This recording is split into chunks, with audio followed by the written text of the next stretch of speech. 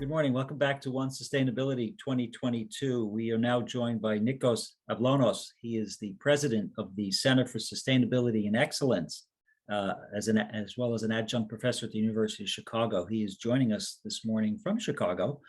And Nikos's topic is, what are the key characteristics of ESG leading companies? So let me hand it off over to Nikos. Good morning. Welcome. Thanks for joining us. Look forward to your presentation. Morning, Glenn. Thank you so much, and greetings from Chicago. Thank you so much for the kind invitation. It's a great pleasure to meet you all. So the topic of my presentation today is winning the ESG race, trends and challenges for 2023 and beyond, and how we have identified that through the largest research we do on ESG issues since 2016 in North America, in US and Canada, actually. So I'm going to share with you in a few minutes the findings of this very unique research. But before that, allow me to introduce CSE and say a few things about who we are and what we do. So CSE is one of the leading consulting and educational firms, and the objective is to maximizing social, economic, and environmental impact. We work mostly with Fortune 500 firms around the globe, but also with government agencies, and we help them improve their ESG ratings, create purpose-driven strategies, and of course, ESG reports.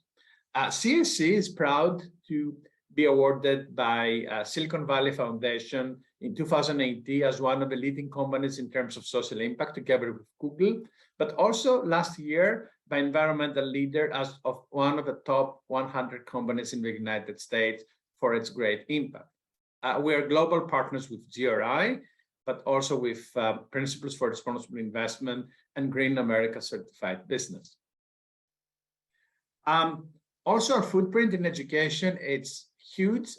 We have trained and certified over 8,000 practitioners around the globe, which represents 90% of Fortune 500 firms, but also leading government agencies such as NASA, United States Postal Service, US Forest Service, World Bank, and several other organizations.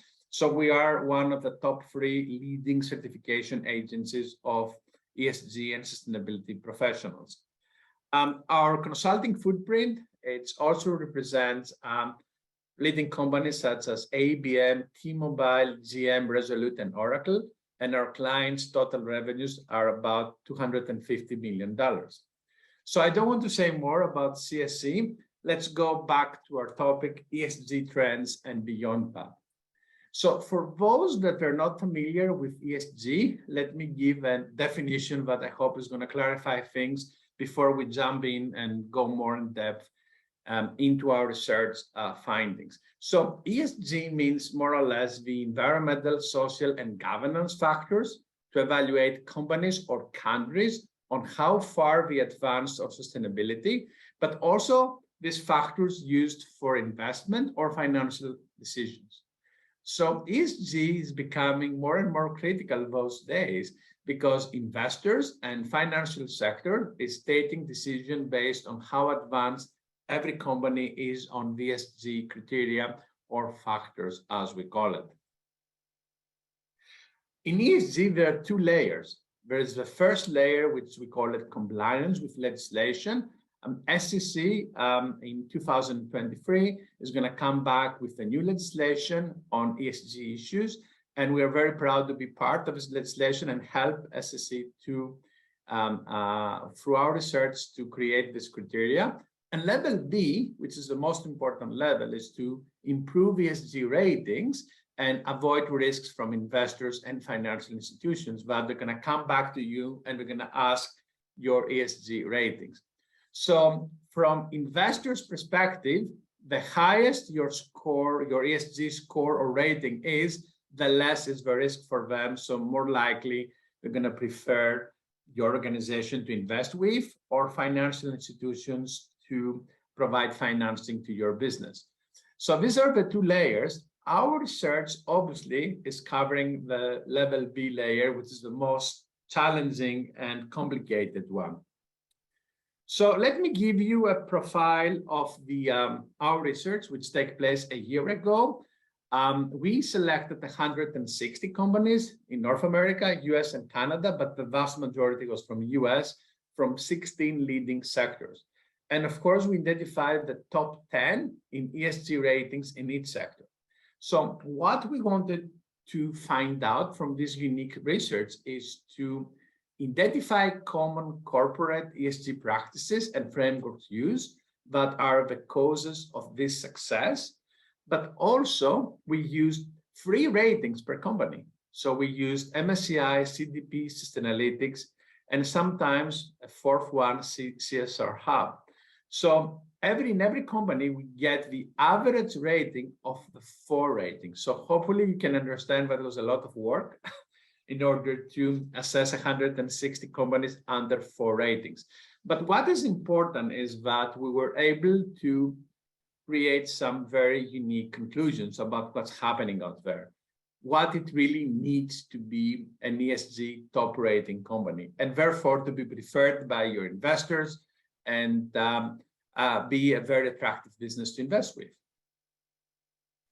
So these are the sectors that we have picked up. You can see, for example, sectors such as financial, petroleum, energy and utilities, apparel, food and beverage, commercial banking, insurance, chemicals, building materials, pharmaceuticals, of course, telecom services, computer software and hardware, and household and personal products. So these are the 16 sectors that we enter, and we identify the top 10 leaders per sector. In this presentation, of course, I'm going to give you some highlights about our conclusions. So let's get started. So let's see some of the leaders, top 3 companies per sector. So we're going to see that in oil, energy, and utilities business, Duke Energy, American Electric, and Xcel Energy has the top consolidated ratings in all 4 ratings. In beverage, food consumer products, General Mills, no surprise, or Coca-Cola and PepsiCo, I believe there's no surprise here, they have the highest ESG ratings. Their focus sustainability is such a long story, and they have comprehensive strategies. If we go to insurance and life health, for example, Hartford Financial Services, Lois, and Manulife are top rating agencies. And in financial sector, you're going to see Morgan Stanley, Citigroup, and American Express. So these are the 3, but of course, in our detailed research, we know we have a top 10 per sector in 16 sectors. So what is interesting here is to some of these findings. So one of the first findings that we want to share with you is that who are the top sectors and what are the most used ESG standards. So top sectors are, believe it or not, oil, refining, energy, and utilities, together with telecoms, IT, and network services. Why is this happening? Because these sectors are very mature. They have started the ESG journey 10 years ago. So they have comprehensive ESG reports, strategies. They apply more or less all the standards because they're under pressure, more or less. So we call them mature sectors. Lagging sectors, and this is another surprise, is the commercial banking and insurance. Both are behind the curve, probably 4 to 5 years behind, and obviously they're not meeting all the criteria that all the other sectors meet. In terms of standards, the most important standards and widely used standards are the GRI standards, by far, following by the SASB standards and TCFD. TCFD is the Task Force on Climate Financial Disclosures, excuse me. If we see some of the other trends we have identified on our research, you're going to see that the last years, because we do this research for almost 3 years, so we have comparisons, is the increased use of SASB standards and TCFD recommendations. TCFD are the new standards where the SEC new legislation used among other standards in order to ask organizations to comply with. So TCFD are the standards that ask from organizations to disclose their climate risks and their plans about the future. Another important trend is the strengthening of standalone ESG reporting. Integrating reporting is not a trend. It was never a trend. There was only discussion about that. What we have seen is that almost the vast majority of all the leading ESG organizations, over 90% of them, they produce a standalone ESG report. And of course, they prefer to use external assurance both for ESG reports, but also for greenhouse gas emissions. So these are some of the trends. Some other trends we have identified is the rise of science-based targets for climate emissions reduction. So it's not enough to reduce your carbon emissions. Science-based targets right now is the leading initiative in the globe, but most organizations apply in order to scientifically prove that they really reduce their carbon emissions. And another surprising outcome was that the net zero goal became the new standard for the big guys, for big Fortune 500 companies. Last but not least is the increased publication of ESG scores and ratings within sustainability reports. So while the last years, everybody do not wanted to disclose the ratings they get from the rating agencies, today we see more and more companies that they're going to disclose the scores and they're going to be more transparent about their ESG ratings. If we go more in depth to our research, we're going to identify the most common ESG issues, the top performing ESG issue and the worst performing ESG issue. These are just some examples from different sectors. So in oil, energy, and energy utilities, you're going to see that the carbon emissions, of course, human capital development, health and safety are the most common ESG issues. The top performing amongst them is the corporate behavior, and the worst performing is biodiversity and land use. So if we take beverage sector, the most common ESG issue is the product safety and quality, water stress, opportunities in nutrition and health. Top performing ESG issues, the water stress, and worst performing ESG issues, the product safety, which is of course a big surprise here. So this is how the ratings see the whole sector and rate the topics. And again, I want to clarify that every rating addresses at least 70 to 100 topics. So there's so many topics out there that the companies be assessed with, and these are only 3 or 4 of them.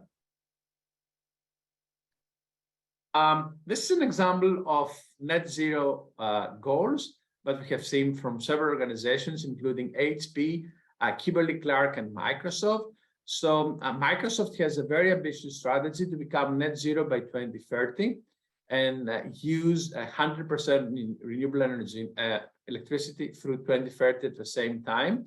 And also, and I think this is the most ambitious part of their goal, is to reduce scope 3 emissions intensity per unit of revenue 30% by 2030, which means that they have to include all the global supply chain into this goal. So this is really a very challenging goal, and I honestly admire these companies that they really wants to be leading the whole game on climate change.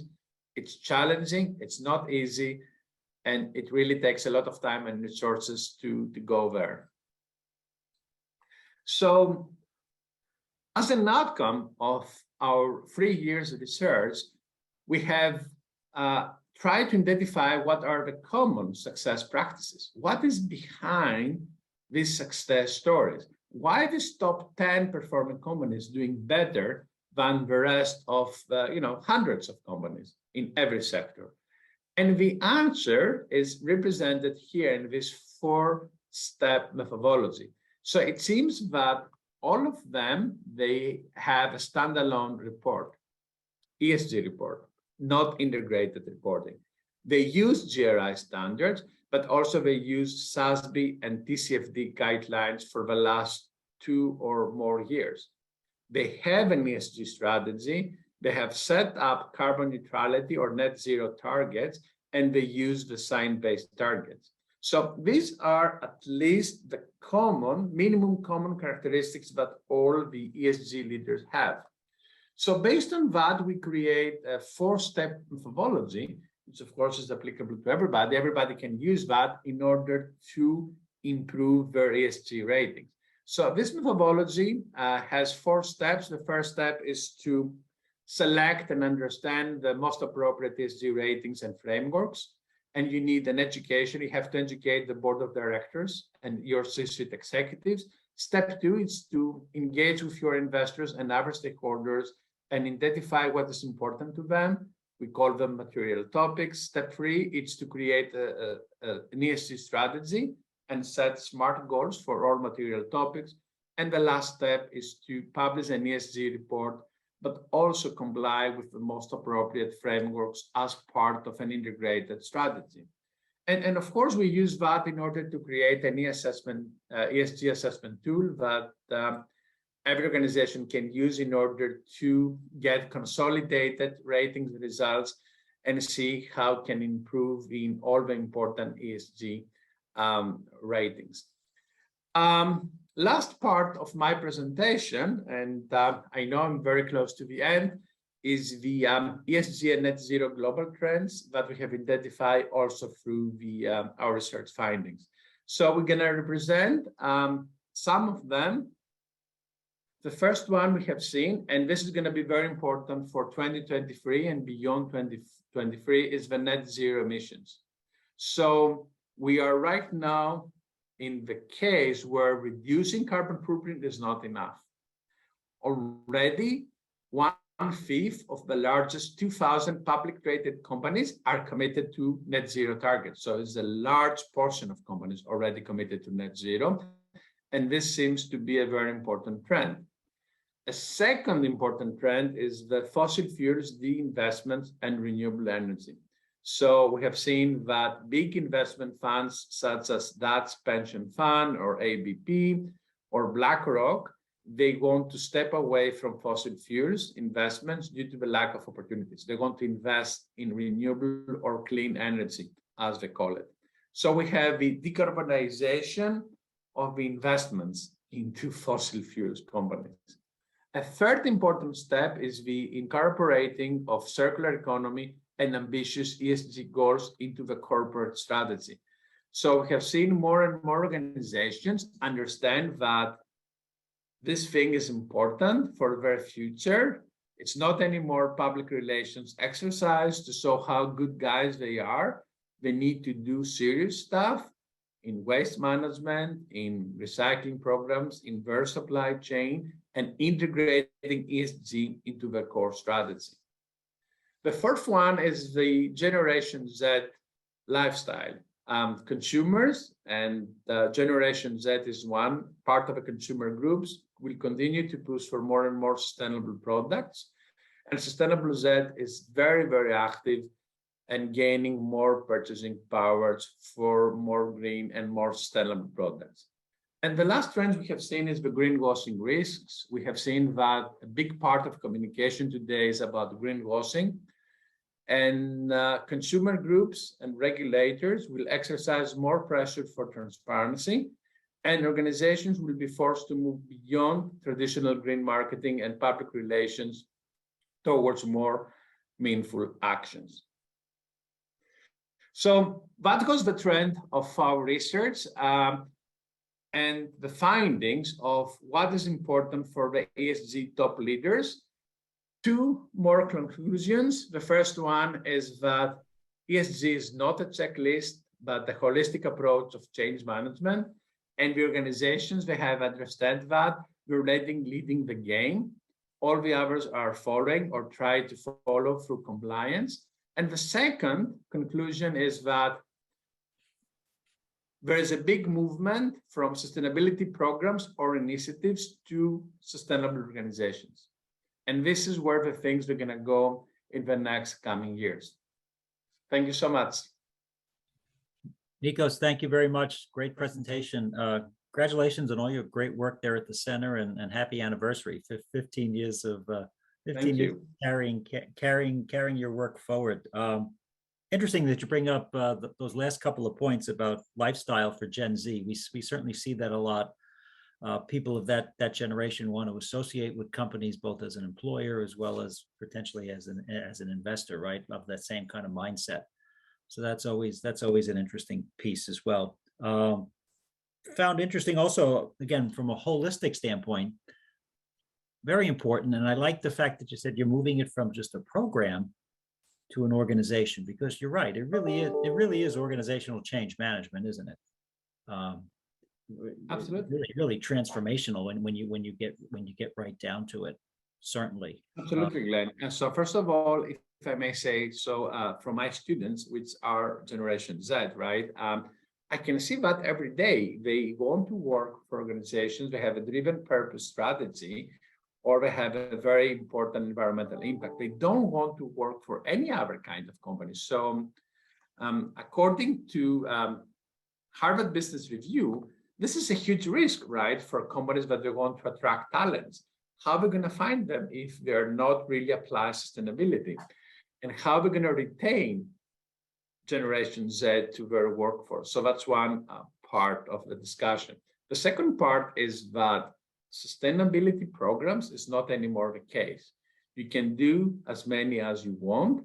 It's not going to make you necessarily a sustainable organization because you're doing many sustainability programs, because you care about your local communities, which is great, but it's not enough in order to become a sustainable organization. You should care about the environment. This is fantastic. You should still do that, but that's not enough in order to become a sustainable organization. So you need to do so many things today. It's about changing mindset. It's about changing your operations and the way you operate and influence your strategy. This is the only way to become sustainable. No, I was going to jump in and say mindset. So you beat me to it, but for sure that's a way to view it moving forward, because again, you want to move from program to organization, and we shouldn't confuse busyness with being purposeful in our action. And you also had up there, it was interesting, SMART goals. Yes. When you think about one of the parts of SMART goals is it's time-based, right? And and they should be attainable. And our earlier speaker, Anne, was talking about sometimes making these into perhaps a little bit smaller bites of the apple as you move forward, holistically into totality. So I thought that was an interesting piece as well. But listen, great job, great talk. You guys are doing some tremendous work with your data points, your frameworks. Happy anniversary again. Nikos Avlonas from the Center for Sustainability and Excellence at the University of Chicago. Thanks for joining us today on One Sustainability. Great presentation. Look forward to seeing you next time. Thank you so much, Glenn. Appreciate it. Take good care. Bye.